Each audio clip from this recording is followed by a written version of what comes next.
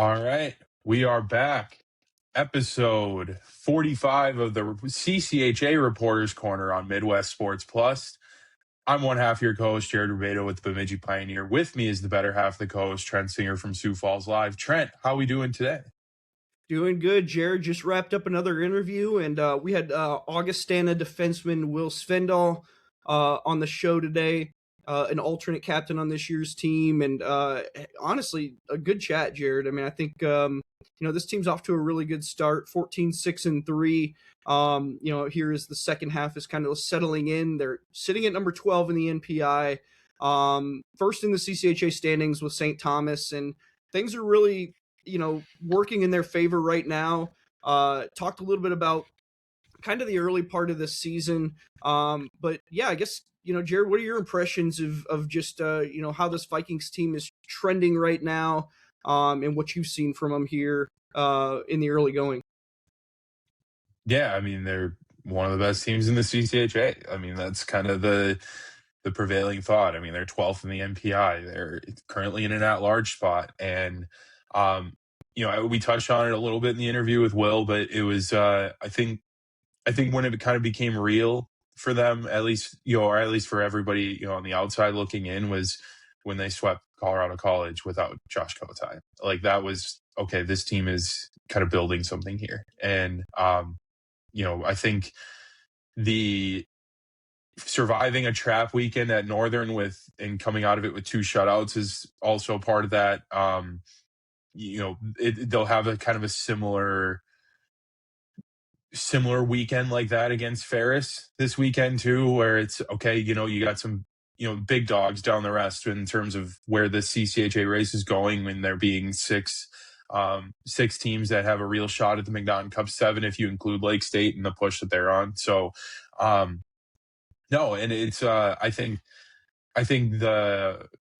the way that Will talks about, his first year being part of that ambassadorship with Ben Troumbly, and how the vision of where Augustana hockey wants to be at, it matches up with how they're playing this year. And, I think that was kind of cool to get that insight from this interview of just seeing, his perspective of where he was coming into college, being one of the 2 kids there when they didn't have, a college hockey team. They didn't have a rink, and they were, as Rabs likes to put it, selling them on a vision, like selling them on a dream here. And it's a group of guys that are, making good on that dream. So it was a really cool chat with Will. We got to kind of rehash a lot of the stuff we did with Gavin Best in their high school days, and just like, again, I don't think it hit me the first time we went through it, like how crazy it is to win a section championship on a penalty shot in overtime. Yeah. Like that is unfathomable. But, just so cool to, hear Will recount some of those high school stories, and, then juniors during COVID and running into that good Aberdeen team, and then, being a captain and going to Augustana, and then seeing what this program has become today. And then, we kind of wrapped it up with him with some, asking him just about some of the players on this team that are currently, kind of making all the headlines, the goaltending, the Hennon brothers, Brett Meerman and his tear he's been on. And then we got into the one-timers, and there were some good ones in there. So it was a really good chat. And, not that it'd be anything different with a kid who is, tasked with trying to help build a hockey program from scratch. Obviously he's going to be able to speak excellently about his team. But yeah, it was a fun one for sure. Yep. And let's get to it. Let's kick it to our interview here with Will Svenddal. Welcome in to episode 45, I believe, here at the Reporters Corner. And no better person, too. We're going back to Augustana, bringing in Will Svenddal, one of the guys who's been with this program since the start, one of the ambassadors of this program, and we'll get a little bit into that. But first of all, Will, thanks for coming on this show, man. We know this is a busy time of the year for you. I know what this team is just kind of embarking on here in the second half of the season, but we're happy to have you on the show. So thanks for coming on. No, I really appreciate the opportunity, guys. Looking forward to it. For sure. Let's get into it, man. We, this Vikings team is certainly putting together something interesting right now. You're 14-6-3 as you guys head into this weekend series against Ferris State, coming off a 2-game sweep against Northern Michigan, where your goalie Josh Kotai had a couple shutouts in that game. But Augustana is tied for first in the CCHA standings right now. You're currently sitting at number 12 in the NPI, which right now would qualify for an at-large for the NCAA tournament if the season ended today. But I'm curious to know, just first of all, what are the vibes like in that locker room right now as you guys, just kind of continue on with the second half push? Yeah, no, the guys are feeling good for sure. We've been playing well since coming back from Christmas break. I feel like the guys have kind of found some confidence within the group. Just a couple, like obviously that home sweep against Colorado College out of the break was kind of big for just setting us off on the right foot for the second half. And then obviously we get Kotai back last weekend. We kind of continue our strong efforts, and he made some good saves for us. Northern's obviously, they don't give up a lot of goals. They got a good goalie. They brought some challenges as well, but no, I mean, we're feeling good right now, and we feel like our group's in a good spot, to continue to get better throughout the second half. Yeah, I mean, we could talk a little bit even about that series, just because I thought it did set up pretty interestingly for you guys, and Northern was looking good, kind of going into that, but you guys took care of business in a pretty special way. That team, it could certainly been a trap game scenario, but it seems like the focus has been there, and I'm curious to know, just from your perspective, what have been some of those big keys? Coaches talked a lot about maturity and understanding, how to sort of take care of yourself on these weekend series. Saturday nights have been a little bit of a challenge early on in the season, but it seems like you put together, really in a lot of ways, a more disciplined and mature approach to the weekend series. So what have been the biggest keys to success here for this team to get out to 14 wins at this point? For sure. No, I feel like, as a group, like you said, we're a lot more mature. I think there's 12 of us who have been here this is our third year here now. So we've kind of been around the block, compared to our first year where we were kind of the new guys. And, we were going through times where you're trying to figure everything out, as a group. And obviously there was good leaders there at the time. But, it's just kind of like that first year is just like throw a bunch of guys together and see what we can do. But, like this group this year, we've had a lot of guys who've been here a couple years now. And, we just felt like we let a couple early in the year slip away.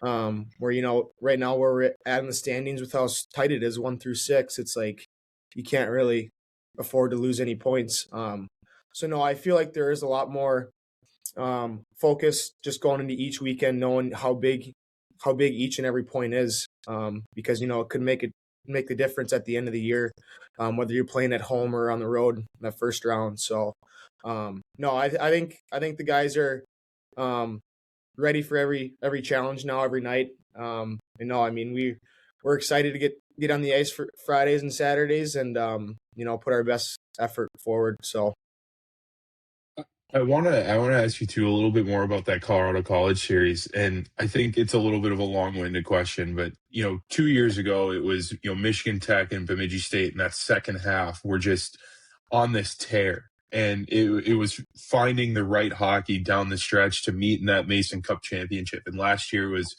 Mankato, right? I mean, Mankato just went on an absolute tear, and I think those over the past 2 years, those were 3 teams that kind of looked like they were playing on a mission. And the first time I kind of felt that with you guys was Colorado College without Josh Kotai. And, that's not to say that Kotai isn't incredible. I mean, he should be a Richter finalist for what he's doing this year. But to not have Kotai and win that series in the way that you guys did, it just kind of showed to me that this is a group that's maybe playing even better than the sum of its parts right now. And that's just the buy-in towards that common goal just seems so much better than what a lot of other teams around the country have right now. Can you speak on that? Like that, having that buy-in of, hey, these are the 18, 19 guys we're going to roll with tonight. Let's do it and go out and bag 3 more points. For sure. Yeah. And I mean, Christian Mann's getting an opportunity. Like we had so much confidence in him. Like it didn't waver at all having him in net instead of Josh. Obviously, Josh has proven himself to be one of the best goaltenders in the nation, and he does it each and every night, each and every day of practice. But Christian, he's a great competitor. Like, he works so hard. Like, he was so deserving of those opportunities that he got. And we just wanted to put a good effort in front of him, because he deserved that opportunity. And he's a great goaltender, and a great teammate. Like, the guys love him. And so we just wanted to give him the best chance to succeed coming in there. Obviously, it's his first games of the year, and game action is way different than practice and stuff like that. So we just wanted to make sure he was comfortable. And just seeing pucks, give him a good opportunity to succeed. And obviously he took the bull by the horns, and he played outstanding for us that whole weekend, and probably won us a game that second night. But no, he's it was super cool to see him get his opportunity, and run with it, because he played awesome and he deserved it. So Yeah, for sure. We'll get back into Augustana a little bit, but I kind of want to get into your hockey career and how you got there. And you're a Minnesota kid, metro area kid, born in, I believe, Minneapolis, or raised in Minneapolis. Just talk about how you fell in love with the game of hockey. What got you into it, and just some of those core memories that help lay the foundation for you. Yeah, so I grew up playing in the Minneapolis youth program. Played there all the way through my first year of Bantams. I just kind of grew up hockey family. My dad played at Augsburg. My grandpa, him and a couple of his brothers played at the University of Minnesota. And so it was kind of just I was around it a lot growing up. I probably started skating when I was 4 years old. And it's kind of all I really wanted to do, I guess. My parents would tell me I would just watch hockey and yell gawk at the TV, thinking I was saying hockey, but it was just kind of something that I enjoyed, doing or watching. Like, I was just always, watching sports, stuff like that, and hockey was kind of my favorite one throughout my whole career. So I fell in love with it. Played all the way in Minneapolis through youth program, and then I went to Blake High School, which in Minneapolis as well. Did 4 years there before playing for the now extinct Minnesota Magicians in the NAL. They're still around, right? They're just a different team. Right? Yeah. Didn't they become the Wendigo, right? Yeah. Okay. It's actually, Heater, or one of our assistant coaches, ended up taking over that squad after they moved to the Magicians. But so I lived at home there, played for the Magicians for 2 years before I made my way down to Sioux Falls for the year before we finally started, and spent a year here with Ben Troumbly getting ready, just trying to being behind the scenes of watching the Salt come together, which was super cool to be a part of. And obviously now the last 3 years been playing here, which has been unbelievable, and something I'll never take for granted. So I got to follow up to one of the things you said, because I'm from Minnesota, and I also went to Augustana, and you said, did your dad play at Augsburg? Yep. How many people have asked you if you go to Augsburg instead of Augustana, being from Minnesota, and have them not knowing what Augustana is? Not as many as you'd think, honestly. Really? I don't know. There's people say Augie maybe, and think of it. I was going to say, does it go by Augie too? Oxford. I don't know if it goes by Augie, but when I went to the actual Augie, I had probably you go home and you're hanging out with friends from high school at a whatever, and they're like, oh, you go to Augsburg, right? And I'm like, no, I go to a much smaller school, 4 hours west. But no, I haven't had that many mix-ups, but there's definitely a lot of where is that when I say Augustana for some folks in the Minneapolis area. So at least for my high school, but I haven't gotten too many mix-ups. Oh yeah. I'm curious. So to follow up on that though, were you exposed to college hockey at a pretty young age? Like you obviously mentioned, your grandfather, right, that played at Minnesota. So what was your early impressions of college hockey? Oh, I was a big Gopher fan. Yeah, I would always go to those games. And, I mean, yeah, my grandpa had season tickets, and so we would kind of go whenever we could around our schedule if we didn't have hockey. It was kind of a pretty exciting day when we got to go to the Gopher games. And, that was kind of, obviously my introduction to college hockey, and it's a pretty good one because, I mean, it's back in the day, those guys would fill the barn, and Oh yeah. they were pretty rowdy games, especially against some of those rivals that are now in other conferences and whatnot. But no, it was quite the introduction to college hockey, and kind of right when I went to those games, it was kind of like, I want to play college hockey. So. Mm-hmm. I want to go back to you playing at Blake. Obviously you were on that leadership team for 2 seasons. Just how formidable was that high school experience, getting to play with your friends there and kind of setting you up to go to juniors? For sure. Yeah, no, I mean, it's private high school.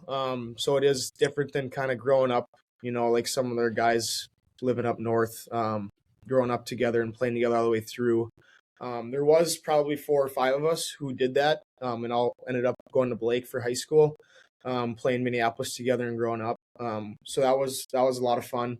But no, it was a great experience. Having Coach Rob McClanahan as a head coach my last year, and he was an assistant the couple years before that. That was really cool.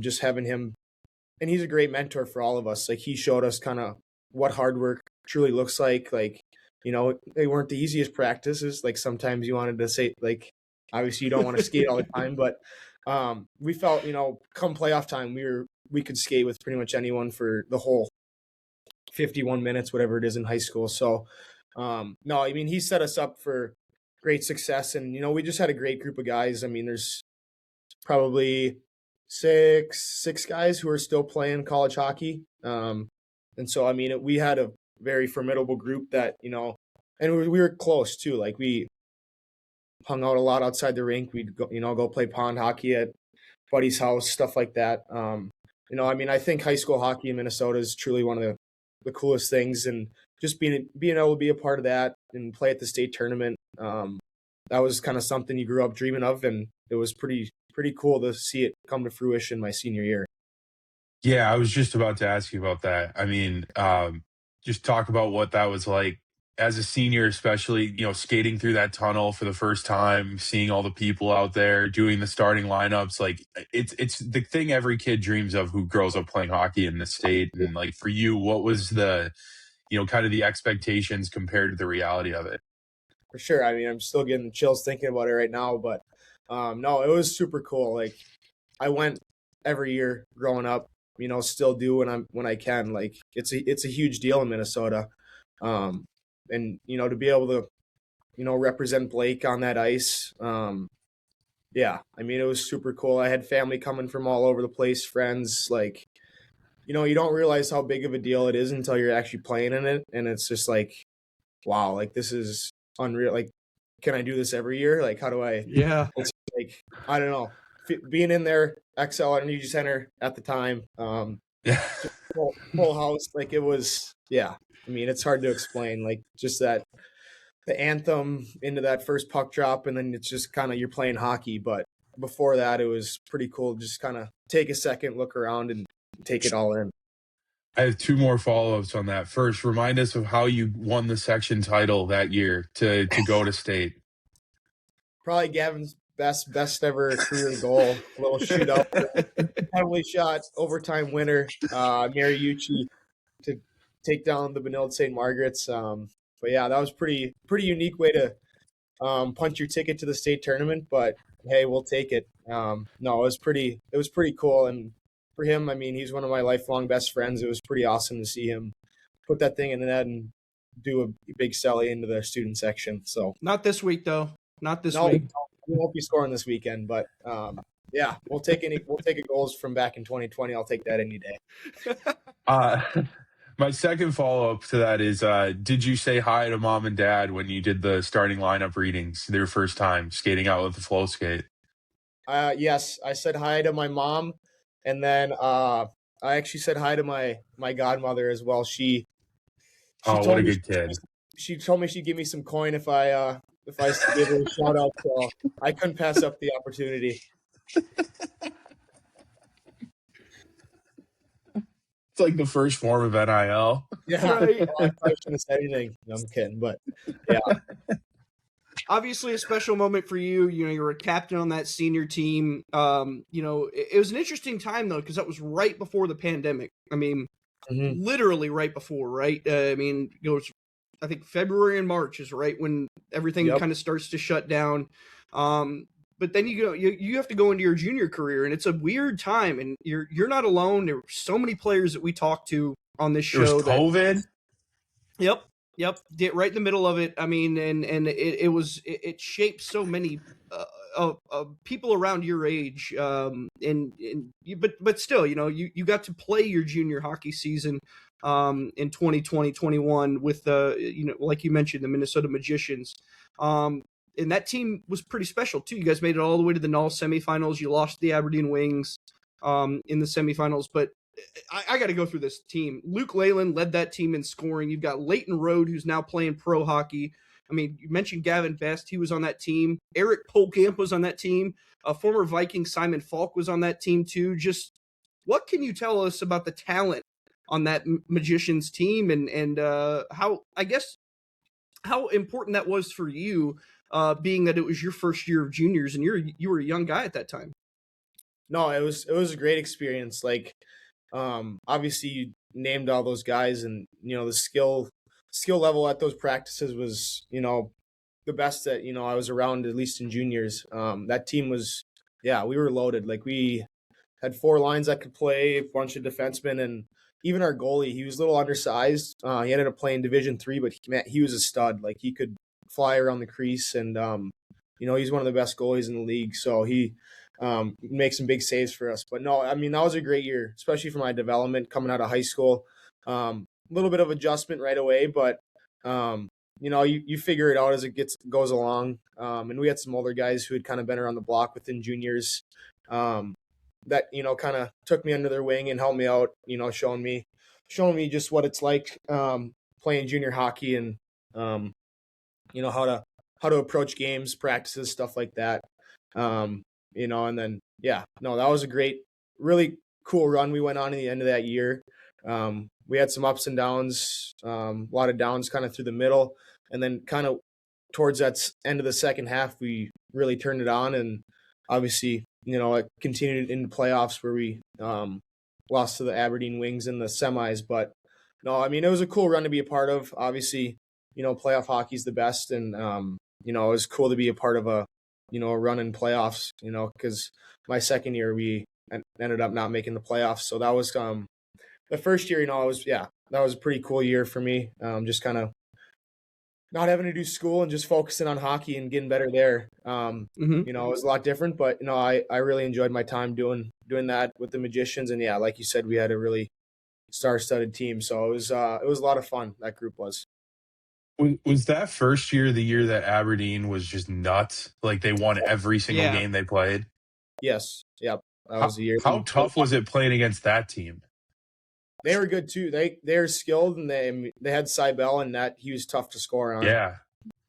But no, I mean, those guys were fast. Like, I remember playing against them. I was like, whoa, in Blaine. But no, I mean, they had a really good team. You know, we gave them our best. Just fell a little bit short. But no, it was, that was a great year for my development. So your second year, you were named an alternate captain. You had a big step up in points. You had 30 and 52 games. Just what led to that jump the second year for you? I think just kind of feeling more comfortable, just stepping into the, you know, leadership role. You know, you kind of just feel like you have to, you know, perform every night. Obviously you want to, my first year as well, but it's just like, you're more experienced. You kind of you're the older guy now. There's you got a bunch of younger guys on the team. And so, you know, it's just kind of being a good leader, showing up every night. You know, obviously probably given more opportunity on power plays, stuff like that as well. Kind of helps with points and stuff. But no, I mean, I just felt, my game was a lot stronger that second year. Just felt more comfortable where I was at as a player. And yeah. Well, we're curious to know a little bit about your recruiting process. You end up committing to Augustana in June of 2022, well before the first team ever arrived. I mean, what do you remember about Garrett's initial pitch? I'm just curious to know, how did that go down? He was just like, "Hey, I might sound crazy, but would you want to join me a year early?" At the time, I was like, "Huh." Like I didn't really know what to think. It turned out Ben Troumbly had been asked the same question, and so he put us in contact with each other. And we were both kind of coming off of injuries, so it kind of made sense to where we both wouldn't have been really ready for that upcoming season. And so we kind of just talked it out, like, "You want to do this?" Like, "I'm in." Like, and then eventually came to it. We kind of decided together that we're both going to do it. It was either probably both of us or none of us. And so we decided we want to do it. And it's a decision I would make again 100 times over. Like, it was, spending the year with him. He's a great dude. Probably one of my lifelong best friends now. Kind of been live with him every year. But no, he just proposed us the question, and we were like, "Yeah, let's do it." And so right where I'm sitting right now, it was all dirt at the time. There's a lot of construction going on around campus. So it was like, "Oh, maybe."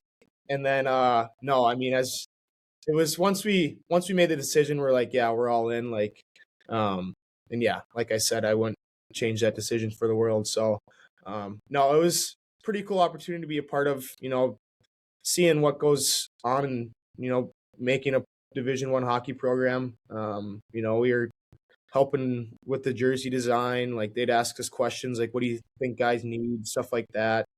It was pretty cool. It was a really cool experience to be a part of. So yeah, no, I'm really, really grateful for the opportunity.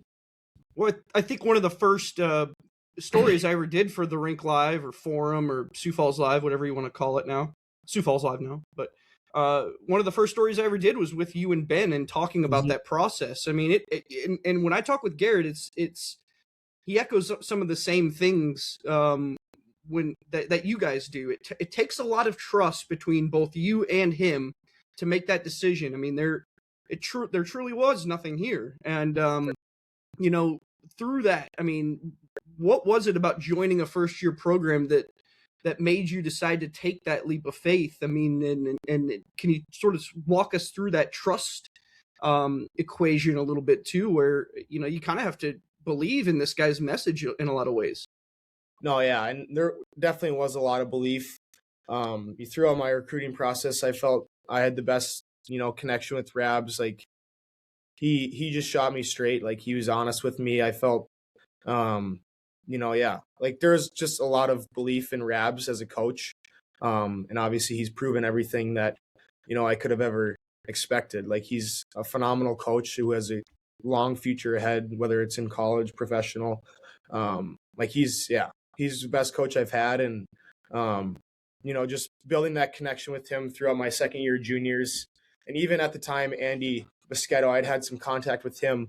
And he was just another great dude who, was kind of similar to Rabs, where they're just like, you want to go in the foxhole with. Like, they're going to have your back. Like, they're going to help make you a better person, a better player. Like, they just, they're great dudes who know what they're talking about. And, you can learn a lot from, whether, you're on the ice, off the ice, just how they hold themselves. So, there was, me and Benny had a lot of faith in Rabs, like, and still do. Like, he's a phenomenal coach. And it's hard not to believe in that guy when he speaks to you. So, no, it was great.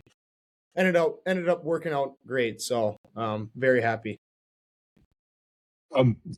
Kind of going back to that year where, obviously they're building the rink and you guys are doing the ambassador stuff. It's, like you said, it's just you, Rabs, and Troumbly around. And, just take us back. Like, what were your first impressions of, campus, what life was like in college, Sioux Falls, the city itself, like how you grew to kind of, become part of that city?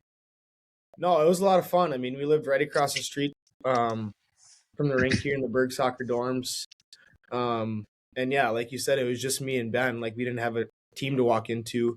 So we were forced to, kind of venture out and meet a bunch of new people, which was probably, a blessing in disguise. Like we have friends on the basketball team now, football team. Like it's really cool. I mean, I don't know, if those opportunities come about, if, we have a team we're walking into and, we just hang out with those guys majority of the time. But no, we were kind of forced to venture out and figure things out on our own. There's no one here to tell us where this building was, where this classroom is, where to go get food, stuff like that. So, we, figured it all out pretty much on ourselves, just, asking questions, meeting people.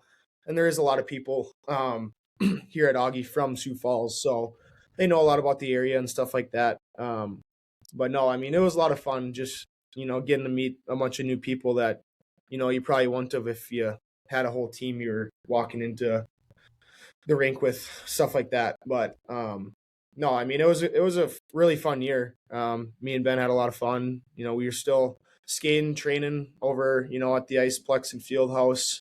So yeah, we were still putting our work in, but obviously it wasn't, the same as your normal week schedule with practice and games on the weekend. Right. But no, we made the most of it, and no, it was a blast. So. How much did you guys help out in terms of recruiting too? When, kids take their visits and, usually you shove some recruits into a house of senior players and they kind of escort them around town, but now it's just you and Ben Troumbly sitting in a dorm room. Like, it's a little different than how recruiting usually goes. So just talk about the role that you guys played to help out Rabs in that first year and building that first team. Yeah, no, we toured around some recruits, brought them back to our house in Berg Soccer. But, no, I mean, there wasn't a whole house lot. House is a stretch, man. I've seen those dorms at Berg Soccer. Oh yeah, I've lived in those dorms. Were you Berg? Yeah, I was a Berg kid. You were Berg? That's right. Top floor, fourth floor. Berg's no elevator. My favorite dorm. Floor, but no, I mean, it was fun. I mean, obviously for them, it is weird. Like they don't get to see a rink. They don't get to walk around a rink. They don't, there's not a whole team walking around. It's only just two guys who are here with a couple coaches that are doing skill skates twice a week. So it probably was weird for them. But, we try to do our best to just make them feel comfortable and, just share our belief, in the coaches and tell them like, this is going to be legit, like jump aboard. But, no, I mean, it was cool to be a part of, those opportunities, like having guys coming in touring for the first time and just seeing their faces like, huh? But no, it was good. Like we had a good time and yeah, like I said, we didn't have a bunch of guys, but we had our handful of guys who we brought around campus and hung out with. So this might be a dumb question, but obviously they're building the rink during that first year. You're doing some of those, like you said, skill skates, but was there ever a point where you or Ben maybe had some doubt that this wasn't going to be what you thought it was, or this could go wrong and now we don't get a season next year and you have to change course? Like, I would imagine you're just putting a lot of trust into this process. And if something goes wrong, now your whole hockey career is on an entirely different trajectory. Like, did you have to kind of struggle with that at any point? No, not really. I kind of had belief the whole time that it would work out. Yeah, I mean, there wasn't really anything that, wanted to even steer me in that direction. Like I had faith in the whole process that it all play out, and it has. So yeah, no, I mean, I never really wavered in my belief within, this program and it working out. So no, it was a lot of confidence kind of within the coaching staff and just the university as a whole to, make college hockey work in South Dakota. Absolutely. Well, humble beginnings, I think that's what they like to say around there. The inaugural team gets there ahead of the 2023-24 season. You guys are playing in the Iceplex. You're playing your first games at the Denny Sanford Premier Center while that big building in front of your old house is getting built. What do you remember the most about that, the first time everybody sort of came together for the first time to take part in those practices up at the Iceplex, and you guys are changing out in trailers right outside the building, right? Oh yeah, that was quite the experience. driving to the Iceplex and hopping in the trailers to get ready for practice every morning. But no, I mean, it was different. Like, I mean, guys had come from big programs or other programs and had their prior experiences and were just kind of shell shocked almost having to go on the trailers and stuff. But no, obviously, I mean, we were on the road for a majority of that first half of that first season. So we didn't have too many home games at the Premier Center. I think it ended up just being 3. Yeah, like 3 or 4, something like that. Yep, maybe 4. But no, I mean, it was definitely, built some heart integrity into the group, kind of getting dressed in those trailers. And, I mean, we made the most of it. Ended up, and then once we moved over here to Midco, it was like, oh yeah, this is what we signed up for. But no, it was, that year was a blast. Like, I mean, some of the leaders on that team, the older guys, like they took a chance on their first year program, and, super happy and grateful for all of them that did, because, they were great leaders, great teammates, and really set, a standard, and just kind of help build the culture that, we've kind of continued the last couple of years since they've been gone. But yeah, I mean, we had some really great guys come through here that, mean a lot to the program, and kind of are because we are here because of them. So it was, yeah, I mean, that first year was definitely not your average college hockey season, but no, it was a blast. I mean, we played at some really cool spots. And, obviously those first games at home, even at the Premier Center, I mean, those were all really cool, just knowing it's the first college hockey games in South Dakota. And, just the fact that we're starting something that's going to continue to grow and grow, it was pretty cool to be a part of. Yeah, you had some big names too that were a part of that team. Ryan Namovsky, Arno Vachon, Shea Donovan. I mean, Zach Rose, obviously, in net.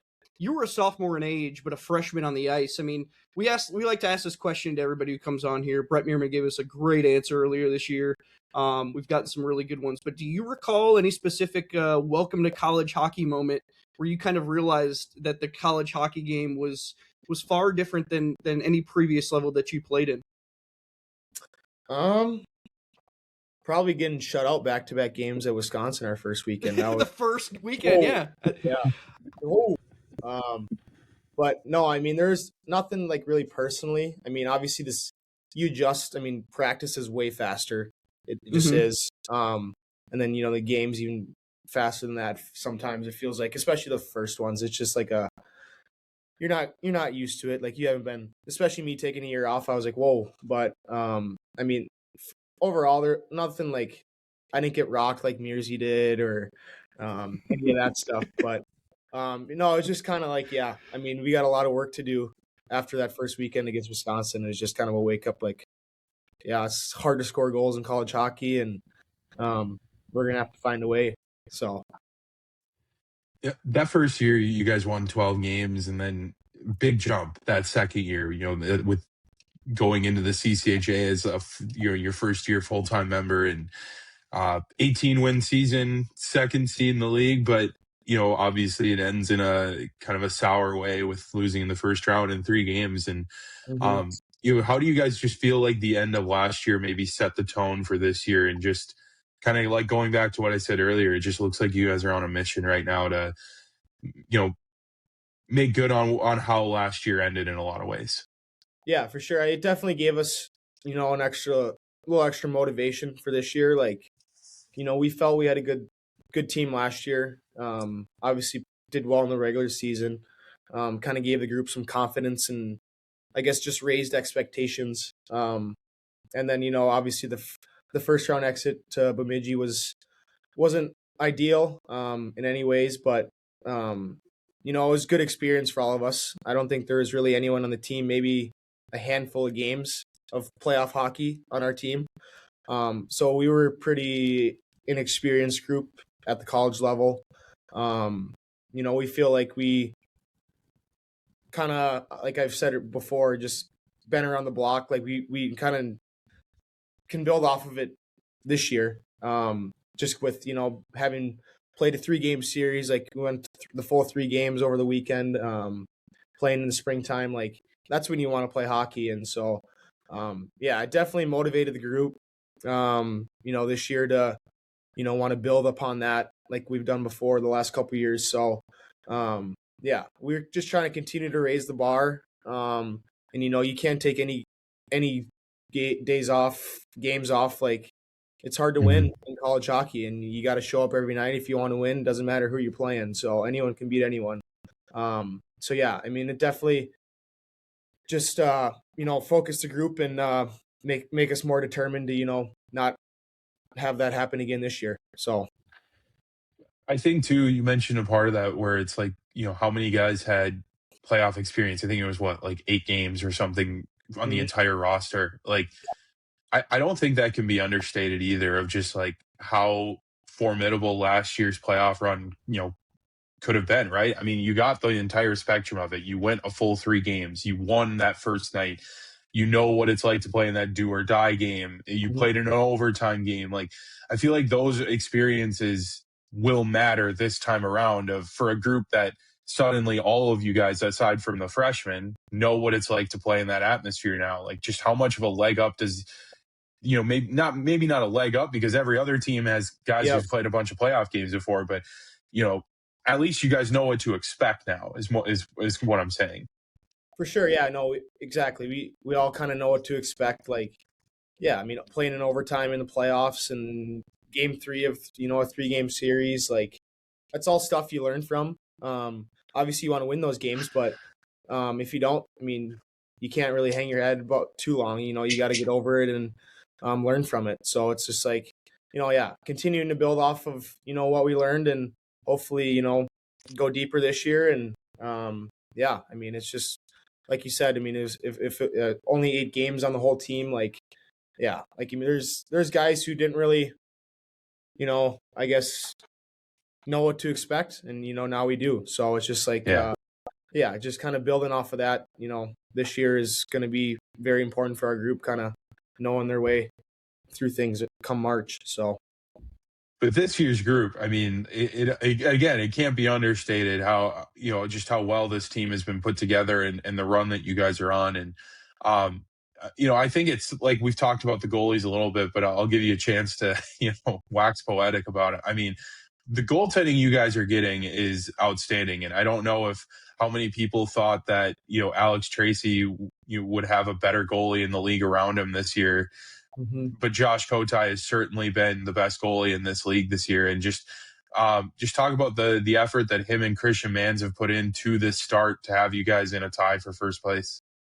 Yeah. Oh yeah. I mean, our goalie room is really competitive. Like, those guys, compete each and every other day. Like, they want to get better, and they go the extra mile to make sure their body's in the right position to, perform on the weekends. And so, yeah, I mean, obviously we've had a lot of success, and, Josh has won us a couple of games already himself, and obviously Christian stepping in, and it was like nothing even changed. So I know, I mean, they continue to push each other, great teammates. And yeah, I mean, they just, those are guys you want to see succeed. Like, they put the work in, they put, all the time in. So, they definitely deserve to be rewarded. And, they've been playing great hockey for us, and, you can't really ask for much more from them. So no, it's been awesome to have those guys. And, even Josh, he came in and from the SJ, and you didn't really know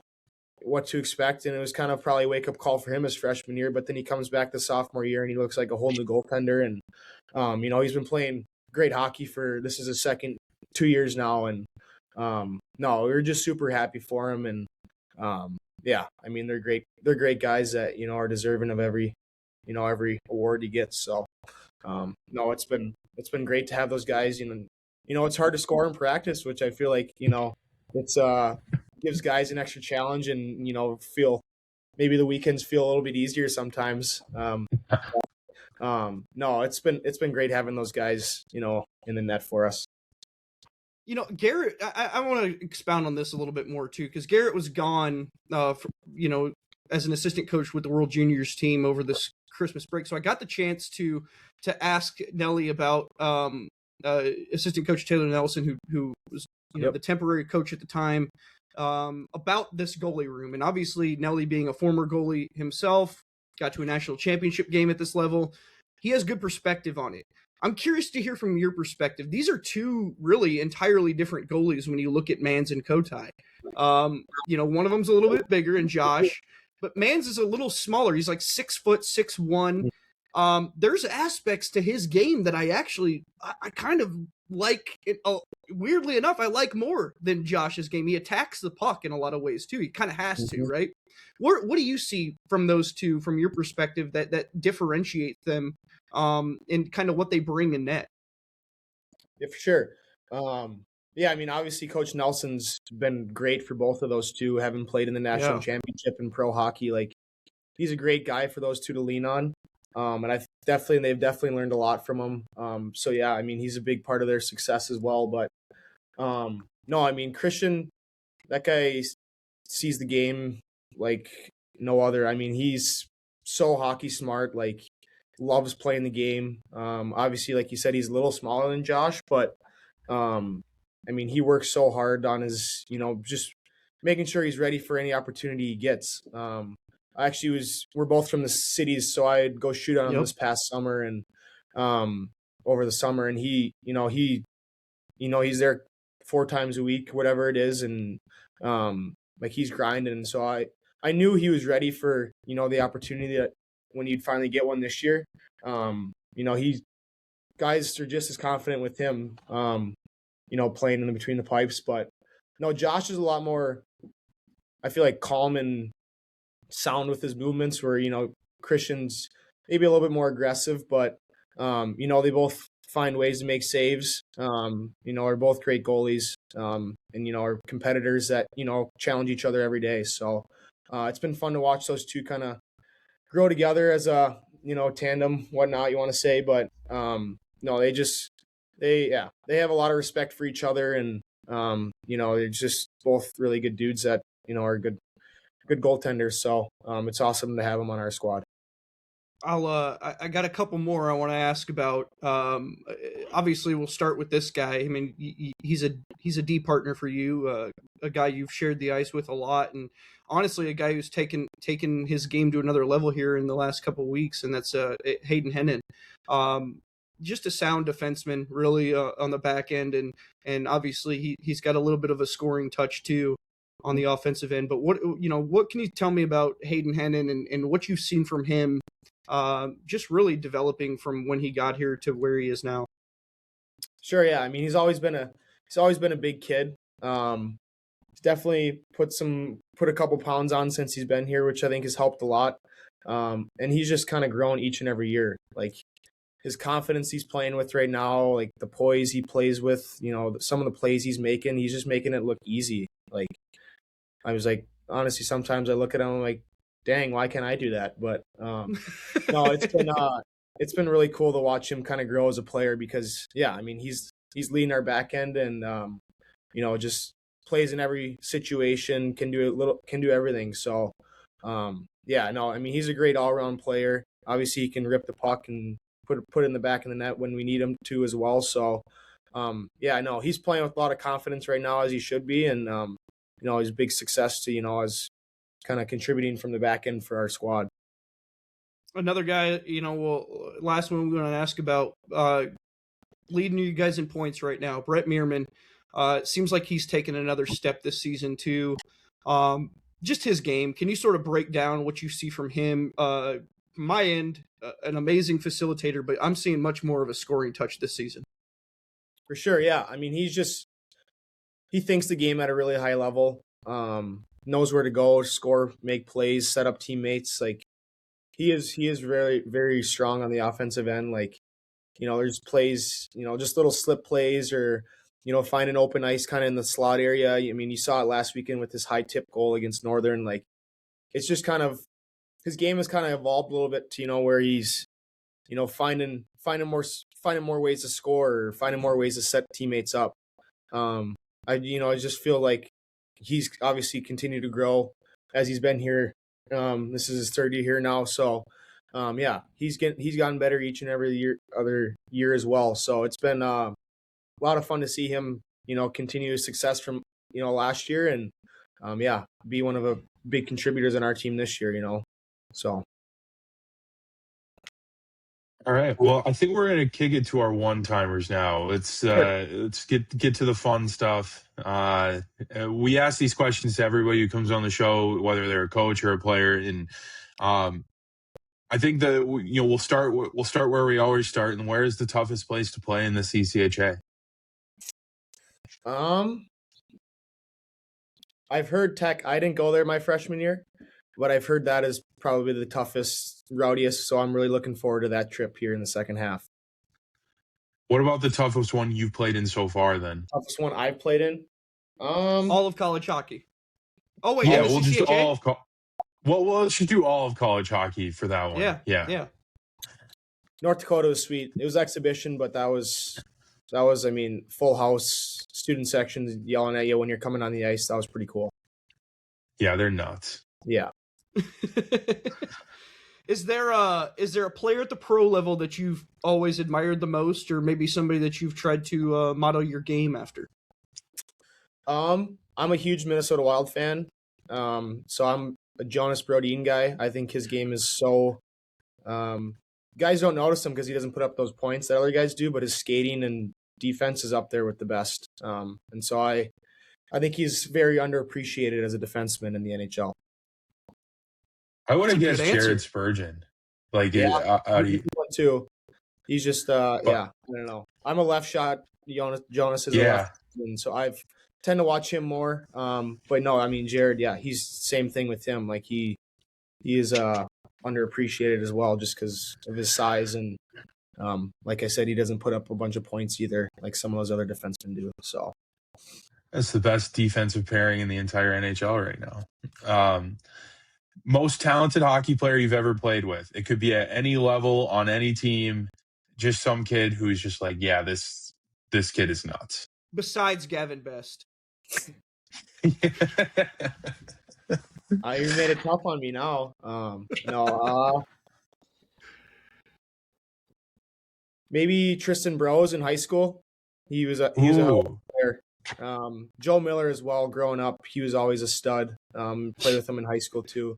Those are probably two guys that I would say are, just incredibly skilled, talented, and obviously both are still playing today. So, he's probably, those two are probably what I would say. Great. How about this one? And this might require a little bit of thinking.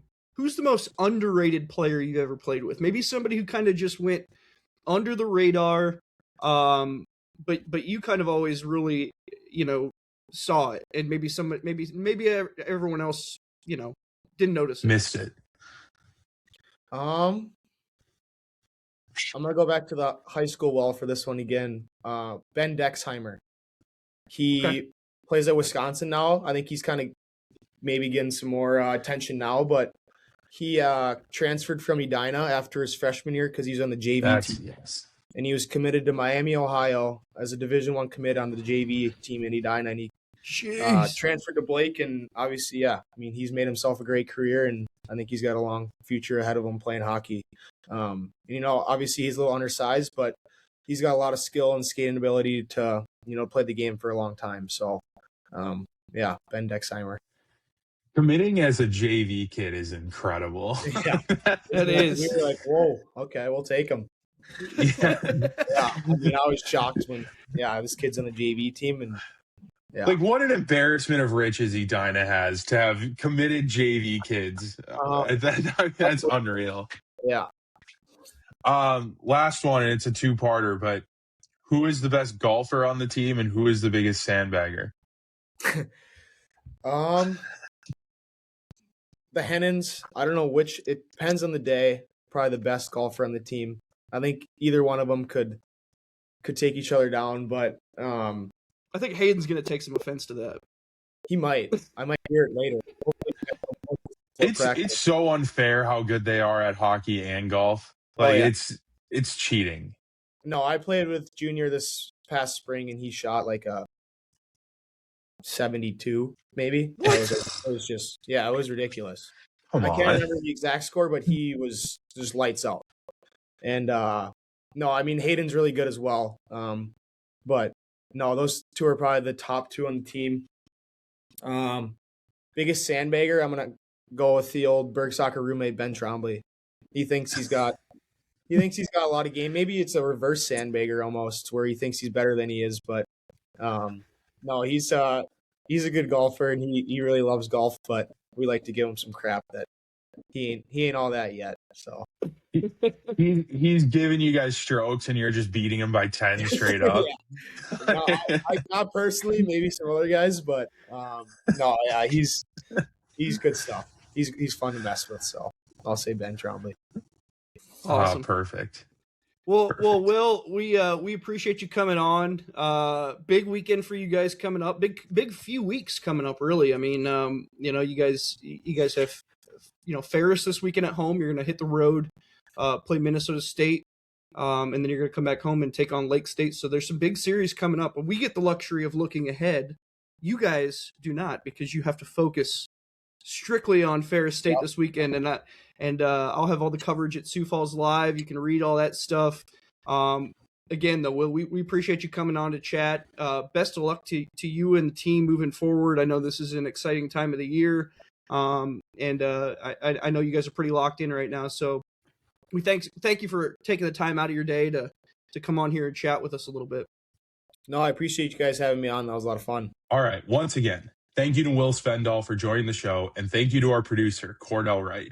To watch this show and to see clips and highlights from this episode with Will Svenddal, head on over to Midwest Sports Plus, the home of the CCHA Reporters Corner. For the audio-only version, subscribe to the CCHA Reporters Corner on Spotify, Apple Podcasts, or wherever you get your podcasts from.